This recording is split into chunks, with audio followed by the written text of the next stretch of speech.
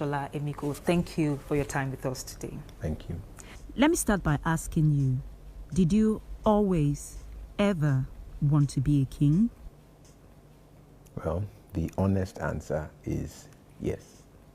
And that's because I think every young child who is the son of a king will look at his father and wish, oh, one day, every son wants to be like his father. And obviously, if you're a father being a king, naturally, the thought is going to cross your mind and you're going to have that dream, that fantasy, that desire. So yes, it did.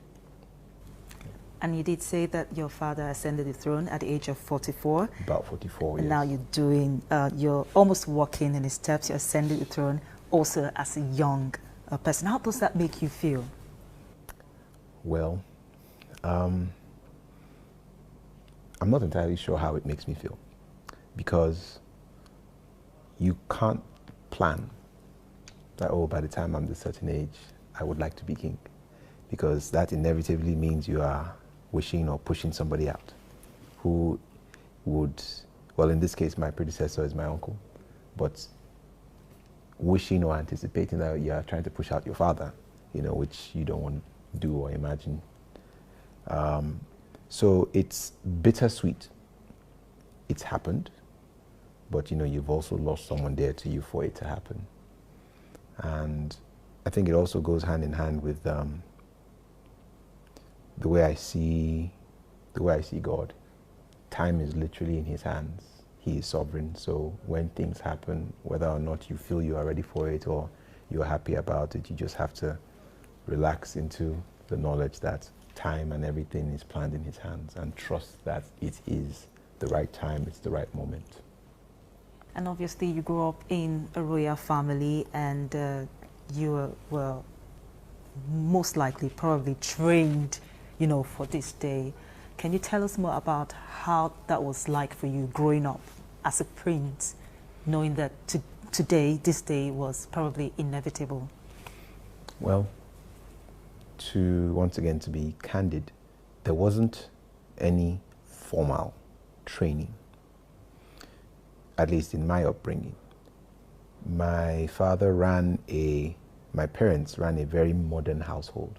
I've always told people, especially when I was in boarding school, when they would ask me, oh, what is it like to grow up in the palace? And I said, look, if you could just teleport and show up in our house, you would believe you are in a normal house. You'd see my dad reclined watching TV with his children, watching his sons playing video games. And we lived a very regular life. But obviously, because there was so much palace activity going on, you naturally observed what was going on. My father almost never taught me and said, this is how you do this. He almost never did that. Some chiefs would come around and say, I hope you are paying attention to this. Observe this, observe that. That was their own initiative. It was not their role. Some relatives also would come around and say the same, pay attention to this. You can see how, I hope you're paying attention. And that was basically the extent of the training. But I think, to sum it all, some things are caught, not taught. And I think in that regard, I caught a lot of things from my father, as opposed to being formally taught. And you spoke about attending a boarding school, meaning aside from growing up in the palace, you had to live the life of a young man, the young person interacting with the outside world. How was that like for you? Were you treated differently, or were there challenges and issues that came up with that? I think I understand the question you're trying to ask. And I'm imagining maybe Prince William or Harry going to Harrow or wherever. It's England, and everybody knows, oh my goodness, that is the Queen's grandson, that is the future king. Not quite the same here. Had I gone to boarding school here in Warri, maybe there would have been some sort of semblance of that, as in, oh, that is the Olu of Warri's son. And I probably would have gotten in trouble for that anyways. Some people would have probably picked on me for that reason. But the boarding school I went to was, first of all, it was a 5+ hour drive from here in Kwara State, Adesoye College. And at the time, this was between 1995 and 2001, Adesoye was quite the elite boarding school in Nigeria. So a lot of prominent people's children were in that school. Captains of industry, at the time, military governors' children. In fact, even when the late head of state died, we woke up the next morning and the new head of state, his son happened to be in our school. You know, so there were other monarchs prominent monarchs whose children were in our school. So I didn't stand out because I was a prince, because there were other princes, there were other nobility, if you would, you know. So there was nothing special about that. Can you remember when you got the call or you got a notice that the day had come and it was your turn now to ascend the throne to become the Olu of Warri? Can you describe to us how that felt like for you? It was a cocktail of emotions, and it was also a slow build. It wasn't just boom one time. Obviously, my uncle passed in December, and I was not formally presented until early April. But even before early April, it was evident that it was going in this direction. And there was a heavy sense of destiny, almost like it was inevitable, sort of. But there was also a sense of, this is Nigeria. There could be something that truncates this at the last moment. And that's not a personal bias. I think there are many people in Nigeria who you can say they were destined. It was such and such was meant for them. It was theirs. And everybody knew it. But too often something happens and it doesn't happen. And I think that has also gone a long way in the Nigerian mindset, people feeling, let's see how this goes. And I think there was also that feeling, so many people like, oh my goodness, this young man, what happened in 2015, he was kind of up for it, but and so it's almost like, okay, it has come back. Is he going to be allowed to get it?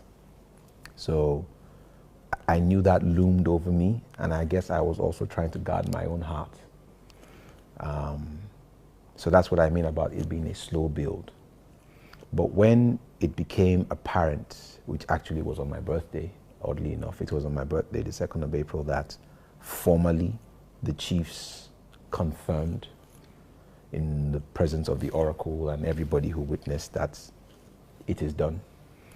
And I guess at that point in time, I don't know, I can't recall what I felt, because I had anticipated maybe like analysis paralysis. And then when the moment came, it was like, okay, it's done. Your Majesty, let's talk a bit about the controversy surrounding your ascension to the throne. There were talks that you were not qualified for that seat. How do you respond to that? Well, I think one has to look at the way things flow naturally. Once again, if we go back to 2015 and there were valid or legitimate reasons to have us set aside, you know, we took that in good faith and we moved on with life. And nothing changes. And the same instrument that was used to set us aside is the same instrument that has brought us back. And with such overwhelming support Yes, there are voices who, as I alluded to earlier, interpret it a different way. And that's fine, you know. The Bible says, woe if all men speak well of you. So I guess I'm in good company knowing that, okay, not everybody is speaking well of me. That's fine. You know, and it's not just for today or just for this process. Even going forward into the reign, you don't expect that all the time everyone is going to be happy with your decisions or the circumstances around your reign. People will always have in their mind legitimate reason to feel this is not right. And you still have to take that in good faith, you know. So it's the human way. I am at peace with the process because I didn't lobby, I did not manipulate, I didn't fight for it. In fact, I supported what happened in 2015. Could have cried, could have gone to court, but in all ways possible, material, emotional, prayers supported the process. And I guess that's how nature has a way, God has a way of doing its own thing. And that's simply what I believe this is.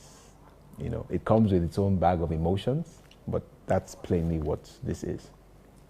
Yeah, and you know, those issues that refuse to die away, like we woke up this morning to the police saying that they wanted to question two princes with regards to the crown of the Olu of Warri missing. I'm thinking that is also coming from all this controversy. Can you tell us more about that? Is that true? Is the crown missing? Well, first of all, when you say the crown, there are several crowns. There are lots of crowns. So the crowns my eyes have seen, tens, probably coming to about, there are a lot. Let me not try to put a number in it. So when they say a crown is missing, okay, do you know exactly which one? Because they're labeled as well. So when you put out a story like that, you have to be careful, because I may not have known that a particular crown was taken. So if I say, oh no crowns are missing, you know, somebody could come and say, actually, that particular one, maybe somebody wasn't paying attention and they broke the window and took it out of the glass case in which it was, you know. So, and obviously this is a police matter as well, and a part of it is also in court. So that's just my response to that. And this would in no way affect? Oh, absolutely not. I think it's in typical Warri fashion. We are a very dramatic and animated people, and I think this has been a very dramatic and animated process. I say this with all humility. I think it actually makes for a great Nollywood epic. I think it should actually contribute to the anticipation of what happens on Saturday, as opposed to making anyone feel, oh, you know, what's going to happen. Companies, I don't know if I'm correct, and you also sit, or sat, I don't know which is now, as a director to several other companies. So how does this fit with your new life moving forward as the Olu of Warri? Very much intertwined. It's the way I see myself, to be very honest, what inspires me.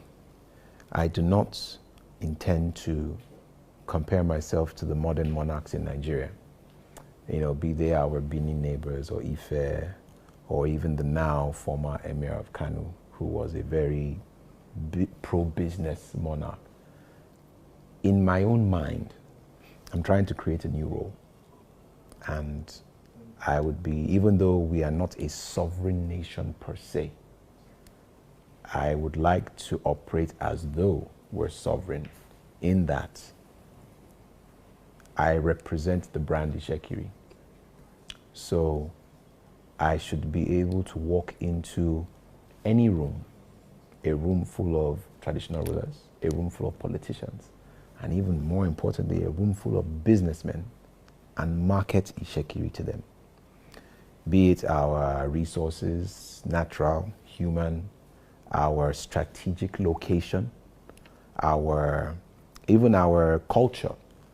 Because obviously, this being the BBC, when you hear that, when there are all these arguments as to, oh, should they abolish the monarchy, and then numbers come out that, look, this is how much the monarchy generates just by people walking to take pictures at Buckingham Palace and all that.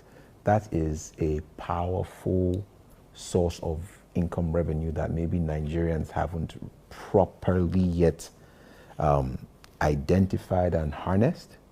So I'm not coming here to sit down, wear a crown and look pretty. I can do that, but I'm not going to settle for that. And I think when your leader is seen driving, your brand, I think it attracts the best quality of investment that you desire as a people. So you spoke about resources, talking about the question, the bit about you being a serial entrepreneur and coming from there to, yeah. You spoke about businesses and resources. And this brings me back to a question I have, Your Majesty. It's that the Nigerian President, Muhammadu Buhari, just signed into law the Petroleum Industry Bill, and a part of that provides that the NNPC should be unbundled. What do you think about that? I've been hearing about the unbundling of NNPC since 2009. I did my youth service in NAPIMS, which is a part of NNPC. So I was in rooms where those debates were being had. For whatever reason, things don't necessarily pan out the way it ought to. And obviously NNPC is a major cash cow for the Nigerian government. Oil is a very hot button issue, and we in the Niger Delta, where oil it's the epicenter, the communities that produce the oil, there is a lot of frustration. Not just simply because, they are suffering and they don't have money. They are not seeing the gains of the oil activities. The environment is suffering. So in unbundling the NNPC, the local community will feel they must have a voice in that. Whether or not there's legitimate room for them to have a voice in that, So that what I'm trying to describe is where the rubber meets the road, it may not be so smooth. And one hopes that full consideration is given to that process of where the rubber actually meets the road. And that law also provides for 3% for the economy. They contribute a huge, percentage, a huge chunk of that. How do you see that? Do you think it's acceptable? Well, everyone will try their best with what they are given. Back to boarding school, we used to joke and say, you can tell an efficient manager of resources when you serve them rice and stew. No matter how plenty the rice is and the stew not so much, if they can make that stew straight, both sides can say that's too small. Some can say, well, it's all you have, make do with it. I think we should begin by, even if we acknowledge 3%, it's not enough. When you demonstrate to the federal government or NNPC or whoever, look at what we have done with the 3%. I think it wouldn't be too difficult to encourage them to raise it up to 5%, because I believe the federal government wants to see the Niger Delta prosper. So when someone is demonstrating, and once again, I'm a Christian, so I'm thinking about the parable of the talents. The one that was given 5 talents, 10 talents, and the one with the 1 talent. So it's not necessarily whether you are giving 1%, 5%, 10%. what you are given, is there added value? So the person who has given it to you, when he comes around and wants to give accounts, and you're demonstrating, see what we've done, see what we've done, see what we've done. If our community is able to work together and have things to show with that 3%, and maybe one or two neighboring communities, not so much. If we ask for that, yes, it may be unfair, but that we demonstrated efficiency, it makes it easier or more palatable to the ears of the decision makers. They say, okay, they've done well. You can encourage them with some more. If we just go the typical way of demanding it's not good, it's not enough, look, okay, you make the situation worse. So I'm not saying 3% is fine, let's settle for it. Let us demonstrate capacity and efficiency with it, and then present a case for more. So I think that's how I would respond to that. Your Majesty, you begin a new life as a king in a bit. What is your primary goal or objective, if you like, for your people? What is that thing that you hope to achieve in your first 100 days in office, if you like, or the first few months you spend as the Olu of Warri?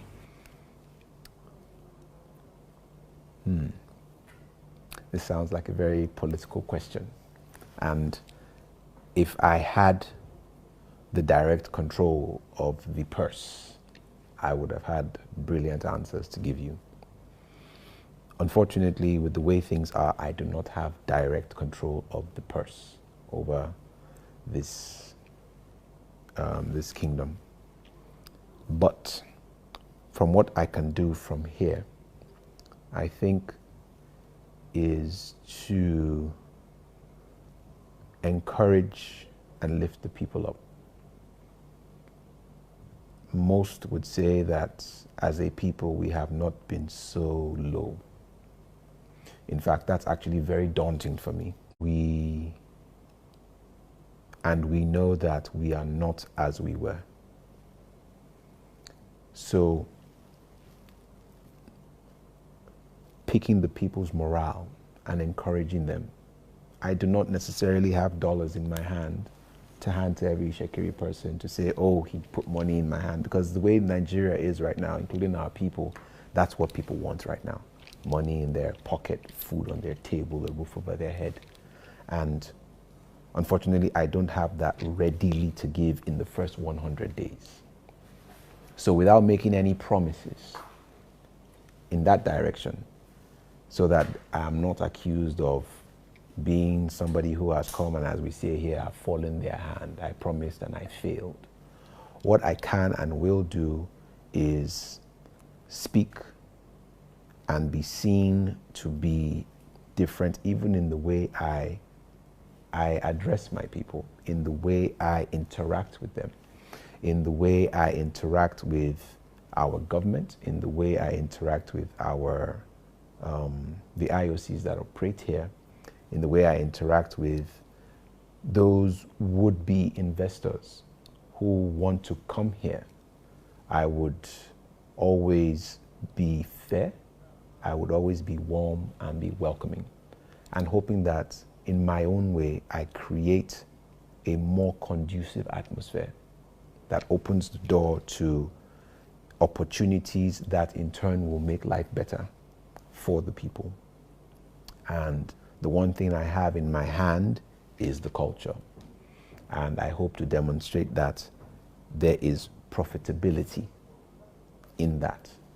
And with that, I'm sure more investment will follow that. And as I said, more opportunities are opened and the people are happy. Your Majesty Omoba Shola Emiko, thank you for your time with us today. Thank you. And I wish you a fruitful reign. Thank you.